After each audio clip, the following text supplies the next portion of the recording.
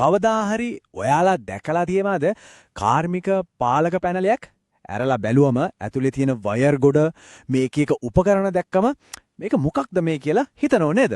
හොඳයි. අද අපි කරන්න යන්නේ ඒ අභිරහස විසඳන එක. මේ හැමදේම එකින් එක ගලවලා බලමු මේක ඇත්තටම වැඩ කරන්නේ කොහොමද කියලා. මෙන්න තියෙනවා අපේ අද දවසේ ප්‍රහේලිකාව. බැලු බැලමට නම් ටිකක් සංකීර්ණයි වගේ තමයි. හැබැයි මේකේ තියෙන හැම කොටසකටම හැම වයර් එකකටම නිශ්චිත කාර්යයක් තියෙනවා. මේ ඔක්කොම එකට එකතු වෙලා තමයි බලවත් යන්ත්‍ර සූත්‍ර ආරක්ෂිතව පාලනය කරන්නේ. එහෙනම් අපි මේ ප්‍රහේලිකාවේ පළවෙනි කෑල්ලෙන් පටන් ගමු. ඉතින් මේ තමයි අපේ මූලිකම ප්‍රශ්නය. බලවත් ත්‍රිකලා මෝටරයක් වගේ දෙයක් ආරක්ෂිතව හරියටම පාලනය කරන්න මොනවද ඕන වෙන්නේ? ඇත්තටම අර පැනලේ ඇතුලේ තියෙන හැම උපාංගයක්ම මේ ප්‍රශ්නෙට දෙන උත්තරයක කොටසක්. අපි මේ කතාව පටන් ගන්නේ වැදගත්ම තැනින්. මුළු පද්ධතියේම ආරක්ෂාවේ අත්තිවාරම. එහෙමත් නැත්නම් මේක තමයි අපේ ප්‍රධාන දොරටු පාලකයා. MCB එක කියන්නේ හරියට අපි ගෙදරට කියන ප්‍රධාන ගේට්ටුව වගේ. මුළු පද්ධතියටම විදුලිය ඇතුල් වෙන්නේ මේක හරහා. ඉතින් මොකක් හරි බරපතල දෝෂයක් ලොකු ප්‍රශ්නයක් ඇති වුණොත් මේ ගේට්ටුව ක්ෂණිකව වැහෙනවා. එතකොට මුළු පද්ධතියම ආරක්ෂා වෙනවා. මේ තමයි අපේ පළමු සහ වැදගත්ම ආරක්ෂක වළල. MCCB එකෙන් අපිව ප්‍රධාන වශයෙන් උවදුරු දෙකකින් බේරගන්නවා. එකක් තමයි ඕවර්ලෝඩ්. හිතන්නකෝ දරන්න පුරුවන් ප්‍රමාණයට වඩා පොඩි බරක් දිග වෙලාවක් කරන් යනවා වගේ දෙයක්. කාලයක් යද්දී වයර් රත් වෙලා ගිනි ගන්න උනත් පුරුවන්. අනිතක තමයි ෂෝට් සර්කිට්. ඒක ඊට වඩා භයානකයි. ඒක හරියට අකුණු සරයක් ගැහුවා වගේ. ක්ෂණිකව ඇතිවෙන අති විශාල ධාරාවක්. ඉතින් මේ අවස්ථා දෙකේදීම MCCB එක ක්ෂණිකව ක්‍රියාත්මක වෙලා මුළු පරිපථයම විසන්ධි කරලා දානවා. හරි, ආරක්ෂාව ගැන දැන් අපි දන්නවා. දැන් බලමු නියම වැඩේ කරන පද්ධතියේ මසල්ස් එහෙමත් නැත්නම් මාංශ පේශියලගේ ක්‍රියා කරන උපාංගය ගැන. MCCB එකේ ප්‍රධානම රාජකාරිය ආරක්ෂාව නම් කොන්ටැක්ටරේ රාජකාරිය තමයි නියම වැඩේ කරන එක. මෝටරයක් වගේ දෙයක් පණ ගන්නවන්න අතිවිශාල ධාරාවක් ඕන. අපේ ගෙදර තියෙන සාමාන්‍ය ස්විච් එකට ඒක කීයටවත් දරා ගන්න බෑ. අන්න ඒ අධික ධාරාව හසුරුවන ඒ බර උස්සන මාංශ පේශිය තමයි මේ කොන්ටැක්ටරේ කියන්නේ. මේකේ තියෙන සුපිරිම දේ තමයි මේක. හිතන්නකෝ පොඩි බොත්තමක් ඔබලා මුළු ක්‍රීඩාංගණයක ලයිට් ඔන් කරනවා වගේ වැඩක්. කොන්ටැක්ටරේ කරන්නේ ඒ වගේ දෙයක්. ඊටම කුඩා වෝල්ට් 24ක් වගේ ආරක්ෂිත විදුලි සංඥාවකින් අපි මෝටරයට අවශ්‍ය අති විශාල භයානක බලය පාලනය කරනවා. මේකින් ක්‍රියාකාරට කිසිම අවධානමක් නැහැ. හොඳයි, අපි දැන් පද්ධතියේ මාංශ පේශි ගැන කතා කළානේ. දැන් බලමු ඒ මාංශ පේශිවලට අනදෙන මේ සම්පූර්ණ මෙහෙවීමේ මොළයේ විදිහට ක්‍රියා කරන බුද්ධිමත් උපාංග ටික ගැන. මේක තමයි පද්ධතියේ සංවේදකයක්. හරියට අපේ ඉන්ද්‍රියන් වගේ. කොන්ටැක්ටරේට මෝටරය පණගන්වන්න කියලා අනදෙන්න කලින් මේ ෆේස් ෆේලියර් රිලේ එකෙන් විදුලි සැපයුම හොඳටම පරීක්ෂා කරනවා. හරියට අපි කෑමක් කන්න කලින් ඒක හොඳද කියලා බලනවා වගේ මේකෙන් බලන්නේ එන විදුලිය නිරෝගී මට්ටමක තියෙනවද කියලයි. මෙන්න තියෙන්නේ යේ උපාංගය. බැලුබලමට පොඩි දෙයක් වගේ පෙනුනට මේකේ ප්‍රධානම කාර්යය තමයි විදුලි බලයේ ගුණාත්මක භාවය ගැන නිතරම විමසිල්ලෙන් ඉන්න එක.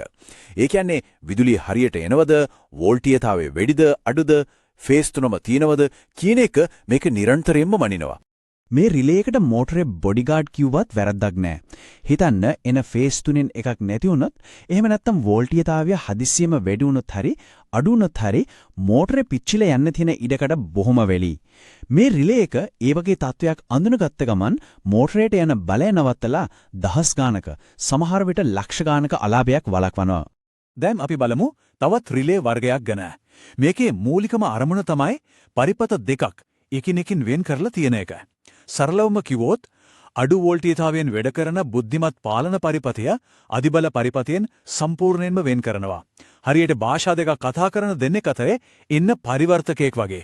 මේක ආරක්ෂාවට අතිශයින්ම වැදගත්. මේ තියෙන්නේ ඒ වගේ බහුලවම පාවිච්චි වෙන 24 වෝල්ට් රිලේ එකක්. ඇත්තටම මේවා තමයි පාලන තර්කණයේ මූලිකම ගොඩනැගුම ඒකක. හරියට ලෙගෝ කෑලි වගේ.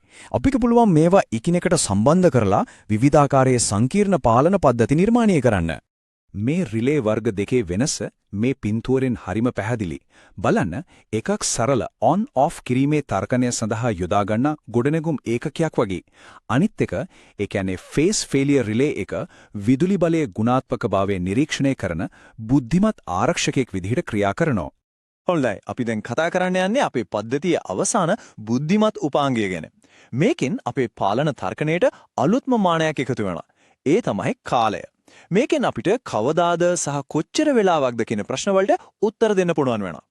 උදාහරණයක් විදිහට මෙහෙම හිතන්න යන්ත්‍රයක් ක්‍රියාත්මක කරන්න බොත්තමක් එබුවට පස්සේ අනතුරු ඇඟවීමේ ලයිට් එකක් තප්පර 5ක් පත්තු වෙලා ඉඳලා ඊට පස්සේ මෝටරේ පණ ගැන්වෙනවා.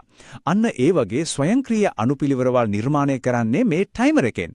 මේකෙන් පද්ධතියේ ක්‍රියාකාරීත්වය වඩාත් ආරක්ෂිත සහ කාර්යක්ෂම වෙනවා. හරි.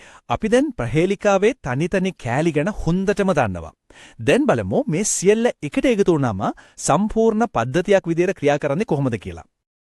ආයමත් අපි ආවා අපේ ආරම්භක ප්‍රහේලිකාව ගාවට. මතකද මුලින්ම මේක දිහා බලද්දි දැනුණ හැඟීම ටිකක් සංකීර්ණයි වගේ නේද? ඒත් දැන් අපි එකින් එක කොටස් තේරුම් ගත්ත නිසා මේ හැම උපාංගයකටම තියෙන පැහැදිලි කාර්යභාරය ඔබට පේනවා ඇති. දැන් ප්‍රහේලිකාව විසඳිලා. එහෙනම් මේ හැමදේම එකට වැඩ කරන්නේ කොහොමද? බලන්න මේ තාර්කික අනුපිළිවෙල. පළමුවෙන්ම MCCB එක ඒ කියන්නේ ගේට්ටුවෙන් ආරක්ෂිතව බලය ඇතුල් වෙනවා. දෙවනුව පේස් ෆේලියර් රිලේ එක ඒ කියන්නේ බොඩිගාඩ්. ඒ බලය නිරෝගීද කියලා පරීක්ෂා කරනවා. තුන්වෙනුවට පාලක සංඥාවක් ලැබුණම 24V රිලේ එක ක්‍රියාත්මක වෙනවා. ඊළඟට අවශ්‍ය නම් ටයිමරයක් નિયમિત කාලය එනකම් ඉන්නවා. අවසානයේදී මේ සියලු කොන්දේසි සම්පූර්ණ වුණාම කොන්ටැක්ටරය කියන මාංශපේශිය ක්‍රියාත්මක වෙලා මෝටරය පණ ගන්වනවා. ආරක්ෂාව, තර්කණය සහ බලය එකට වැඩ කරන හරිම අපූර්ව පද්ධතියක්. අපි දැන් මේ පද්ධතිය මොනවද කියන කොටස් ඉගෙන ගත්තා.